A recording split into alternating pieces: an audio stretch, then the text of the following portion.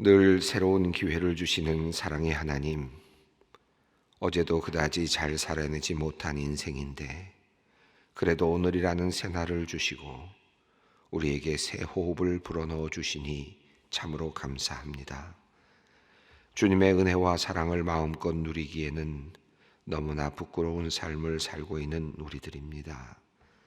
하지만 늘 참아주시고 기다려주시는 주님이시기에 감히 주님께 나올 수 있습니다. 하나님, 오늘도 죄와 허물을 가지고 주님께로 나왔습니다. 부족하고 연약한 모습 그대로 주님께로 나왔습니다. 주님께서 우리를 불쌍히 여겨주시옵고 우리를 받아주시옵소서. 하나님, 오늘 하루 우리 안에 있는 죄악을 회개하는 마음으로 살게 하시고 욕망과 욕정을 다스리지 못하는 나약한 인간의 현실을 안타까워하는 마음으로 살게 하여 주시기를 원합니다. 주님께서 이 땅에 오셔서 친히 달리신 십자가와 흘리신 보혈의 은혜로 우리가 하나님의 자녀로 평안을 누리며 살게 되었으니 감사한 마음으로 오늘도 살게 하여 주시옵소서. 하나님과 화목하게 되어 이 생을 넘어 천국을 소망하며 살아갈 수 있게 되었으니 기쁜 마음으로 살게 하여 주시옵소서. 우리를 위해 목숨도 아끼지 아니하시는 주님의 그 크신 사랑을 기억하며 주님과 보다 더 가까워지기를 날마다 더욱 소망하며 살게 하여 주시옵소서. 하나님이 아닌 다른 것을 의지하고 쫓는 우리의 어리석음을 이 시간 깨우쳐 주시기를 기도합니다. 입술로는 하나님이 생수의 근원이시다라고 고백하면서도 실제 삶에서는 터진 웅덩이에서 물을 깃고 그 터진 웅덩이를 지키느라 인생을 허비하며 살아갈 때가 많습니다. 주님, 이토록 어리석은 우리를 불쌍히 여겨 주시옵소서. 이제는 어리석은 삶에서 돌이켜 하나님의 구원의 샘에서 나는 생수를 마시게 하여 주시옵소서. 모든 목마른 자에게 허락된 샘, 가진 것이 없어도 마실 수 있는 샘, 마르지 않을까 부족하지 않을까 염려하지 않아도 되는 영원한 구원의 샘의 은혜를 누리며 살기 원합니다. 매일 그 샘에서 영혼의 갈증을 해결하고 또 다른 누군가를 그 샘으로 인도하는 축복의 인생이 되게 하여 주시옵소서. 참된 위로자이신 하나님, 소외되고 가난한 우리의 이웃들을 위하여 기도합니다. 장애인, 죽음의 땅에서 넘어온 북한 이주민, 낯선 문화 안에 정착한 다문화 가정의 한 사람 한 사람, 부모 없이 자라는 아이들, 노동력을 상실하여 생계가 어려운 독거노인들, 도움과 배려가 필요한 이들이 참 많습니다. 주님, 이들이 출신과 삶의 환경 때문에 차별받고 멸시당하지 않게 도와주시옵소서. 언제나 약한 이들과 함께 하셨고 그들의 보호자가 되어주신 주님이 그들의 외로움과 서러움을 위로하여 주시고 그들 편에 서주실 줄 믿습니다. 더불어 주님의 자녀인 우리도 그들의 친구가 되어 그들의 삶에 드리워진 그늘을 덜어줄 수 있게 하여 주시옵소서. 혹 우리 안에 그들을 향한 편견이 있다면 거두어 주시고 그들보다 스스로를 높이는 교만이 있다면 돌아보는 지혜를 주님 허락하여 주시옵소서. 특별히 코로나19 감염병으로 인해 소외된 이웃들이 더욱 힘든 시간을 보내고 있는 줄 압니다. 우리의 마음이 그들을 향할 수 있게 하시옵고 하나님의 사랑이 가득 흘러 넘치게 하여 주시옵소서. 사랑의 하나님, 설 연휴가 오늘부터 시작됩니다. 감염병의 영향으로 모든 식구들이 함께 모이기는 어렵게 되었지만 그래도 먼 길 오고 가는 성도님들이 있습니다. 그들의 안전과 건강을 지켜주시옵소서. 부모님과의 만남, 타지에서 학업 중이거나 군 복무 중인 있는 자녀들과의 만남, 한 가정을 이루어 출가한 자녀들과의 만남, 바쁜 일상으로 자주 왕래하지 못했던 형제 자매와의 만남 등 여러 만남들이 복된 만남이 되게 하여 주시옵소서. 가족들이 서로를 향한 따뜻한 마음을 품게 하여 주시고 격려와 축복의 언어로 서로의 삶을 응원하게 하여 주시옵소서. 코로나19로 인하여 병원에 있는 식구들은 보기 어려운 상황이 되었습니다. 안타까운 마음으로 멀리서 온라인으로 영상으로 안부를 물어야 하고 설 인사를 해야 하는 가족들을 주님 불쌍히 여겨 주시옵소서. 더 깊은 사랑으로 채워지게 하시고 서로를 위해 기도하는 그 기도가 하나님께 상달되며 응답되게 하여 주시옵소서. 하나님 간구하오니 혹시나 가족 친지들과 갈등과 불화를 겪고 있는 이들이 있다면 이 명절이 서로를 용납하고 다시 사랑을 확인해 화평을 이루는 시간이 될 수 있기를 원합니다. 특별히 종교적인 갈등을 겪는 이들을 기억하여 주시옵소서. 가족들을 만나러 가는 마음이 무겁습니다. 특별히 요즘과 같은 상황 속에서 믿는다 하는 것이 참으로 부끄러운 삶이 되어가는 이런 상황 속에서 믿음을 증거하기 어려운 그런 상황이 되었습니다. 주님, 그럼에도 불구하고 그 걸음을 축복하여 주시고 그 마음에 하늘의 평안을 심어 주시옵소서. 지혜롭게 복음을 전할 수 있도록 주님께서 인도하여 주시옵고 담대한 결단과 의지 속에 하나님의 능력을 또한 더하여 주시옵소서. 하나님, 소망의 성도들을 위해 기도합니다. 출근길에 묻지마 폭행으로 얼굴 부위 골절을 당한 자매가 있습니다. 급하게 수술로 삽입한 인공뼈가 잘 자리 잡히게 하여 주시옵소서. 아무런 후유증 없이 치유되게 하여 주시기를 원합니다. 무엇보다 폭행으로 인한 마음의 불안함과 상처가 깊습니다. 하나님, 그 모든 상처 사라지게 하여 주시고 주님의 평안을 내려 주시옵소서. 구순의 어머니께서 급속히 노쇠해 가는 모습을 바라보며 눈물로 기도하는 권사님 가족들이 있습니다. 신경 안정제를 끊은 후유증 환청으로 큰 위기를 겪습니다. 시신경도 거의 소실되어 언제 실명되실지 모르는 상황이지만 그런 중에도 있는 힘을 다해 말씀을 사모합니다. 하나님, 마지막까지 주님께서 함께하여 주시옵고 힘을 주시옵소서. 시력이 잘 유지될 수 있도록 주님 지켜 주시옵소서. 뇌암 2병 중 30대 2아이의 엄마를 위하여 기도합니다.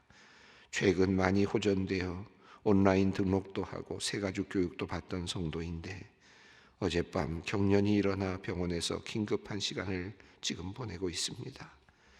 주님께서 병중 성도의 손을 끝까지 붙잡아 주시옵소서. 남편과 어린 2 자녀의 기도에 주님 응답하여 주시옵소서.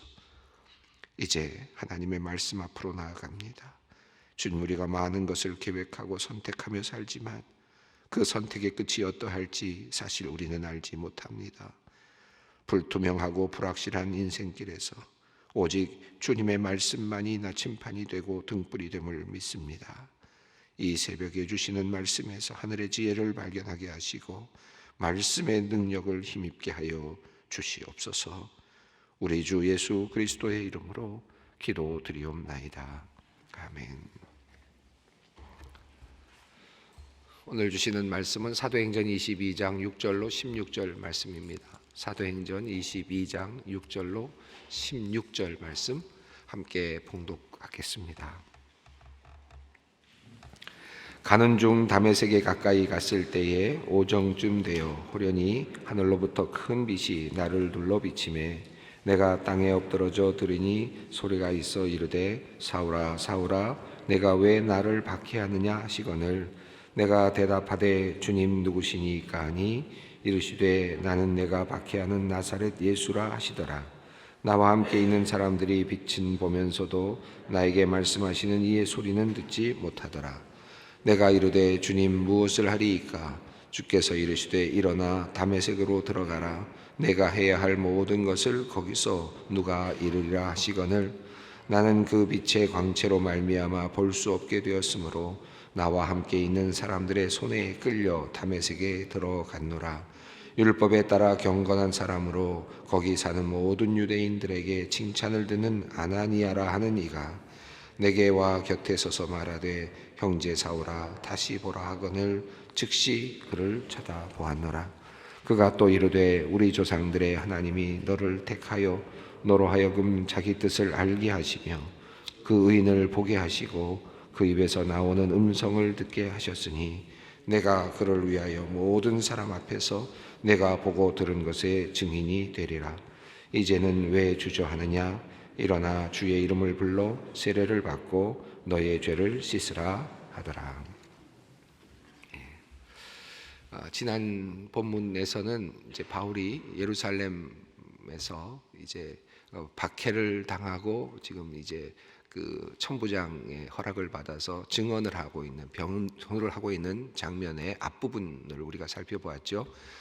그 부분에서 바울은 자기 자신의 출신, 자기 자신이 어떤 교육을 받았는지, 그리고 자기가 어떤 사람인지, 자기가 얼마나 열심 있는 유대인이었는지, 그리고 심지어는 그러니까 이 교회, 초대교회 교인들, 예수를 믿는 이 도를 믿는 사람들을 얼마나 박해했는지, 그들을 심지어는 죽였는지, 그리고 그들을 옥에 잡아 가두었는지, 또 심지어는 다메섹에 있는 그런 그 예수를 믿는 사람들을 찾아서 데려다가 옥에 가두기 위해서 그 공문을 받고 떠났는지, 이런 구체적인 자기 자신의 이력을 소개했습니다. 그러면서 자기 자신이 지금 너희들의 모습과 다르지 않았다. 나도 당신과 똑같은 그런 상황에 있었던 사람이었다. 같은 믿음을 가지고 있었고, 같은 열정을 가지고 있었고, 같은 유대인이었고, 이 모든 것들을 이야기를 했습니다. 자, 그리고 이제 이어지는 내용은 그런데 자기 자신의 변화된 과정을 이제 소개하고 있습니다. 그에게 한 사건이 일어났습니다. 과거에 자기 자신의 모습은, 사울로 살았던 자기 자신의 모습은 태어나면서부터 유대인이었고, 그리고 태어나면서부터 그 종교, 다시 말하면 유대교의 교훈을 배웠고 받아들였습니다. 그리고 종교인으로 살았죠. 이렇게 살던 사람, 그리고 그 종교 율법을 듣고 묵상하고 율법을 또 배우고 율법을 가르치는 일을 했던 사람이었습니다. 그리고 이것이 하나의 진리라고 믿고 정말 열정을 다해서 열심으로 살아가고 있던 사람이었습니다. 자, 그런데 그에게 한 사건이 일어났습니다. 그 사건을 이야기하는 겁니다. 오늘 내용이 조금 길지만 자기가 어떻게 그 사건과 더불어서 자기가 자신이 어떻게 변화되었는지에 대한 이야기를 하고 있습니다. 우리가 지난 시간에 제가 마지막 부분에서 잠깐 말씀드렸습니다만은 우리가 기독교인이 된다는 것은 예수 그리스도와의 그 사건, 만남, 인카운터, 이것이 매우 중요하다라는 사실을 말씀드렸습니다. 우리가 경전으로 복음의 말씀을 읽고 또 한편 이 성경 말씀을 묵상하고 하는 것도 굉장히 중요하지만, 그러나 나를 찾아와 주시는 그 하나님, 나를 찾아와 주시는 예수님, 그분을 만나는 것이 매우 중요한데, 이 바울이 지금 그 경험을 하고 있습니다. 이 바울의 경험은 매우 극적으로 나타나고 있습니다. 왜냐하면 그가 이미 열정적으로 그리스도인들을 박해하고 있었기 때문에 그의 반전, 그의 그 삶의 반전은 드라마틱할 수밖에 없었겠죠. 그런 과정을 우리가 오늘 본문 속에서 다시 한번 확인할 수 있습니다. 사도행전에는 이 내용이 3번 나옵니다. 그래서 조금씩 다른 표현도 있고 같은 표현도 있는데, 이 내용들을 3번이나 적고 있다는 것은 이 사건이 바울에게 얼마나 큰 사건이었는지, 평생 동안 잊혀질 수 없는 사건이었다는 사실을 알 수 있습니다. 자, 6절 말씀을 읽어보겠습니다. 가는 중 다메섹에 가까이 갔을 때에 오정쯤 되어 호련히 하늘로부터 큰 빛이 나를 둘러 비치매. 과거 사도행전 앞서 있는 내용 중에 9장에 이제 예루살렘에서 자기 자신이 자기 자신의 어떤 변화된 상황을 설명하는 내용이 있는데, 그 내용과 그다지 다르지 않습니다. 비교해 보는 것도 의미가 있는데 조금 다른 부분들이 있는데요. 오정쯤 되어라고 하는 표현은 9장에는 나오지 않죠. 그냥 다메섹으로 가까이 갔을 때 이제 사건이 일어났다라는 정도만 나오는데 이 22장에서는 그때가 정오쯤 되었다, 정오쯤이었다라고 하는 사실을 설명합니다. 그리고 빛이 있었다, 빛이 나를 둘러 비쳤다, 그를 둘러 비쳤다. 3인칭으로 9장에서는 되어 있고 22장에서는 나를 둘러 비쳤다. 그래서 1인칭으로 바뀌어 있습니다. 자기 경험으로 설명되고 있고 9장에서는 누가의 관점에서 그것을 바라보면서 전지적 관점에서 설명을 하고 있습니다. 여기서 큰 빛이라고 해서 크다라고 하는 표현이 조금 더 추가되었습니다. 왜 오정쯤 되어라는 표현이 나왔을까? 물론 당시 그가 경험했던 시간이 정오였으니까 오정쯤이었다라고 하는 것을 자연스럽게 설명한 것이었겠지만 이 오정쯤 되었다, 이 정오쯤 되었다라는 말이 주는 의미가 크죠. 왜냐하면 그가 그냥 비몽사몽간의 사건을 경험한 것이 아니다. 꿈을 꾼 것이 아니다. 잠자다가 어떤 꿈을 꾸는 그런 정도의 사건이 아니었다 하는 것입니다. 실제로 그가 말을 타고 또는 그가 지금 진격해 들어가다가 다메섹으로 가던 그 도중에 도상에서 정오에 아주 대낮에 정말 모두가 다 보고 있는 그런 자리에서 자기가 경험을 했다라고 하는 사실입니다.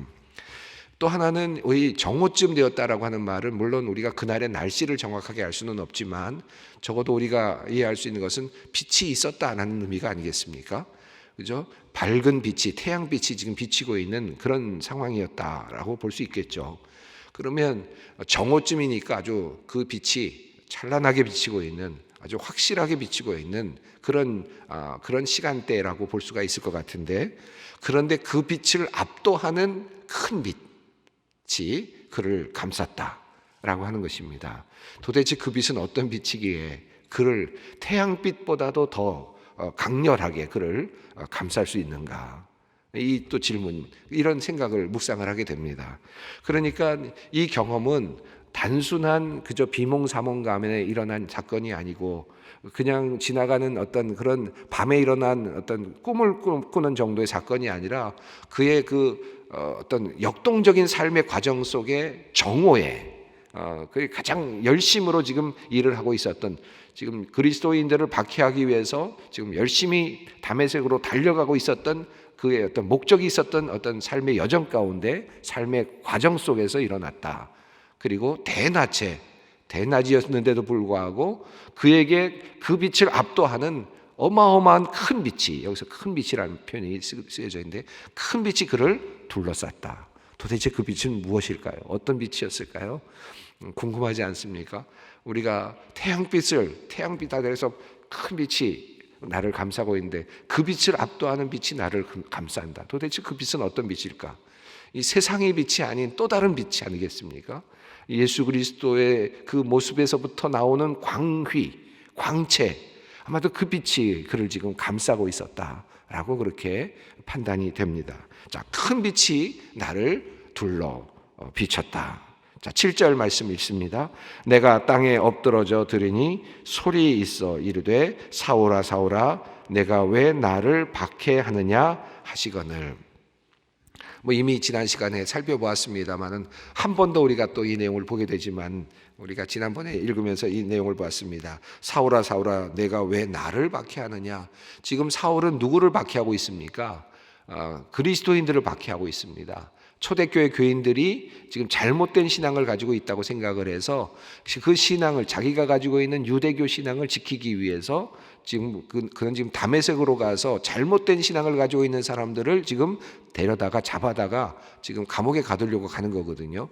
자, 그런데 그러니까 초대교회 교인들, 사람들을 박해하는 거잖아요. 사람들을 잡아 가두려는 것 아닙니까? 그런데 예수님께서는 거기 하나님의 이름으로 지금 빛을 비추시면서 주님께서 말씀하시는 그 말씀 속에서는 사울아 사울아 내가 왜 나를 박해하느냐라고 직접 예수 그리스도를 박해하는 것으로 주님께서 평가하고 계신다라는 사실입니다. 이 말은 우리에게 한편으로는 큰 위로가 되기도 합니다. 또 여러 가지 생각을 하게 하는데요. 여러분, 우리가 교회가 박해를 받을 수 있죠. 특별히 우리 한국과 같은 이런 상황 속에서 이런 조금의 어떤 박해적인 느낌이 드는 것 때문에 또 항의도 하고 하지만 이보다 더 큰 박해를 받는 교회들이 역사 속에 얼마나 많이 있습니까?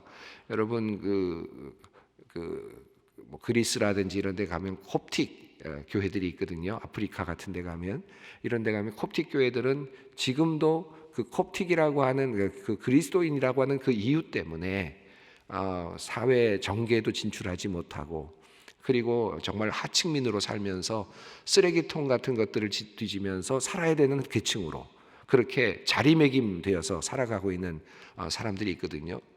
그들이 내가 그리스도인이 아니다.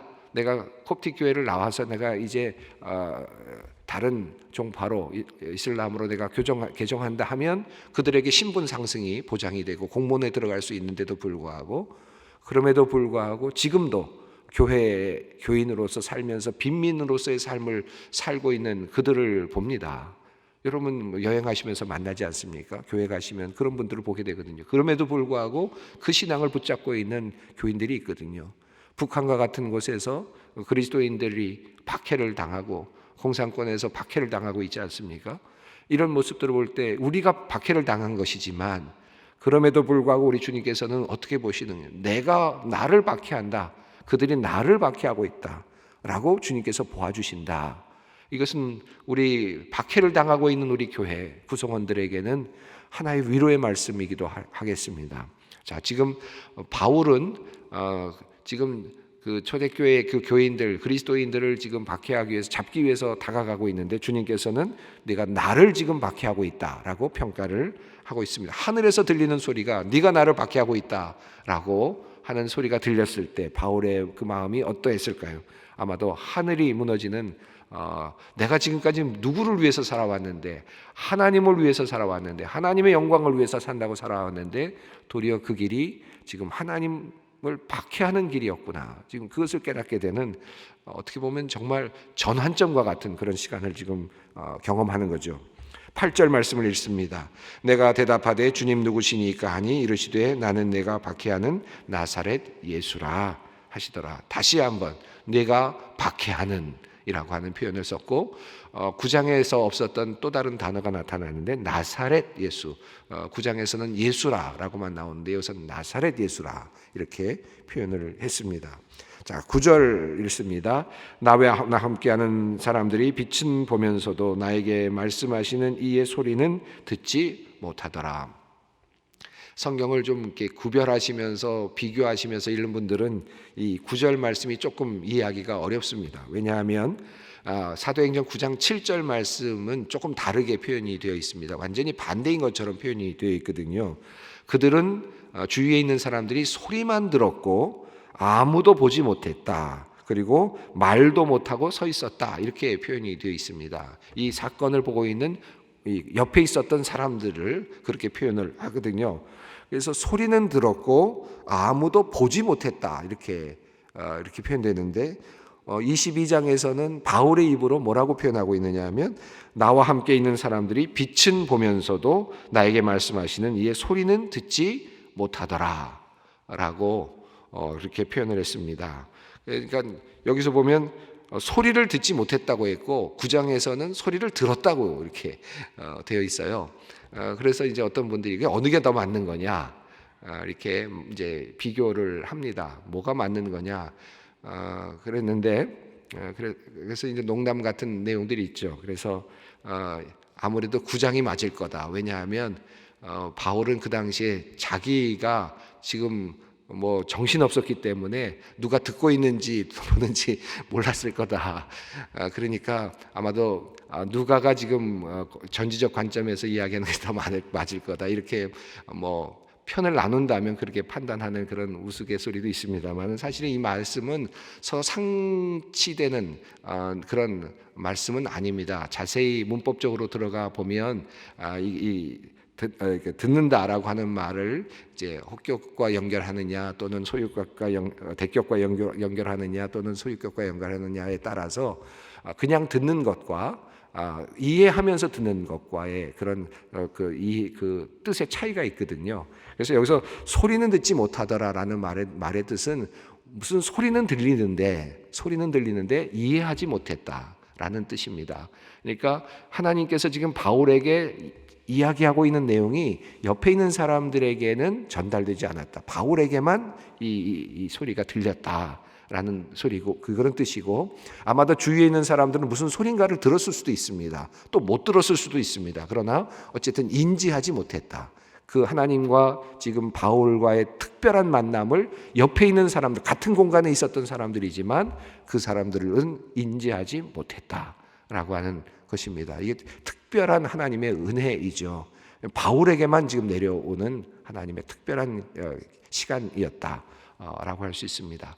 우리가 인생을 살아가면서요, 옆에 같이 경험을 합니다. 똑같이 어떤 사건을 경험하는데, 그 사건을 경험하는데 하나님이 나에게만 말씀해 주시는 것을 경험할 때가 있고요, 나만 깨달을 때가 있고요, 나만 볼 때가 있어요. 그 사건을, 예수님이 계시는 모습을 다른 사람은 못 봐요. 그렇게 보는 것이 은혜의 시간입니다. 바울은 바로 그 시간을 지금 경험하고 있는 것입니다.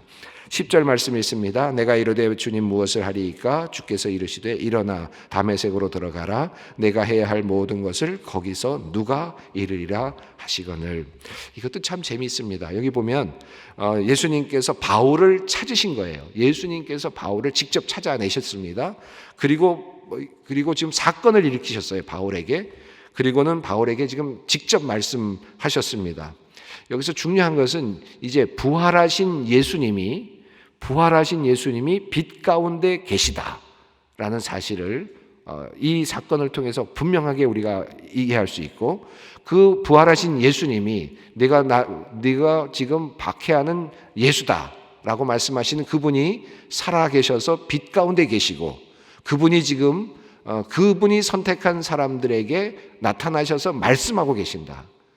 이게 지금 굉장히 중요한 사건이죠. 예수님이 십자가에 달려 돌아가시고 그리고 부활하신 다음에 승천하셨는데, 그 다음부터는 우리무중 예수님이 어디 계시는지 모르겠다, 끝났다. 우리가 예수님이 다음엔 모르겠다가 아니라 그분이 바울에게 빛으로 나타나셔서 내가 바로 예수다라고 말씀하시면서 그분이 그에게 명령을 하시고 그에게 사명을 주셨다.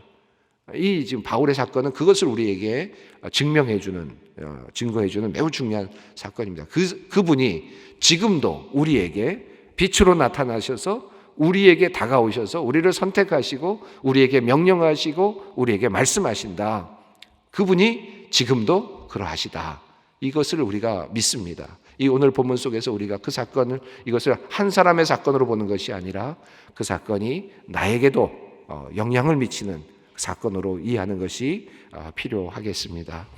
여기 보면 한 가지 더 재미있는 것은 예수님께서 그 자리에서 모든 것을 말씀하지 아니하시고 또 다른 사람에게 가게 하시고 그 사람을 통해서 알게 하시고 배우게 하시고 이렇게 하십니다. 예수님께서 모든 것을 한 번에 주시지 않으셨습니다. 또 다른 단계를 거쳐가게 하시고 다른 사람들이 또 사용되게 하시고 그를 통해서 또 다른 예수님의 비전을 알아가게 하시는 그런 과정을 통해서 바울을 세워 가셨다. 예수님께서 한 번에 다 한꺼번에 모든 걸 다 주입하신 것이 아니라 시간과 또 다른 사람들의 어떤 도움을 통해서 하나님의 역사를 이루어 가신다. 이것도 우리가 좀 깊이 묵상해 볼 매우 중요한 부분입니다. 오늘 시간이 많이 가서 오늘 여기까지 하겠습니다. 내일 또 설날 우리 또 만나서 함께 이 말씀을 계속 이어서 살펴보도록 하겠습니다. 주님을 만나고 있는 바울, 나도 주님을 만나고 싶습니다. 그 주님은 부활하셨고 그 주님은 바울에게 나타나셔서 빛으로 나타나셔서 말씀하신 것처럼 소명을 주신 것처럼 우리에게도 나타나셔서 말씀하시고 소명을 주십니다. 우리는 그것을 믿습니다. 기도하겠습니다. 하늘에 계신 우리 아버지의 이름을 거룩하게 하시며 아버지의 나라가 오게 하시며 아버지의 뜻이 하늘에서와 같이 땅에서도 이루어지게 하소서. 오늘 우리에게 일용할 양식을 주시고 우리가 우리에게 잘못한 사람을 용서하여 준 것 같이 우리 죄를 용서하여 주시고 우리를 시험에 빠지지 않게 하시고 악에서 구하소서. 나라와 권능과 영광이 영원히 아버지의 것입니다.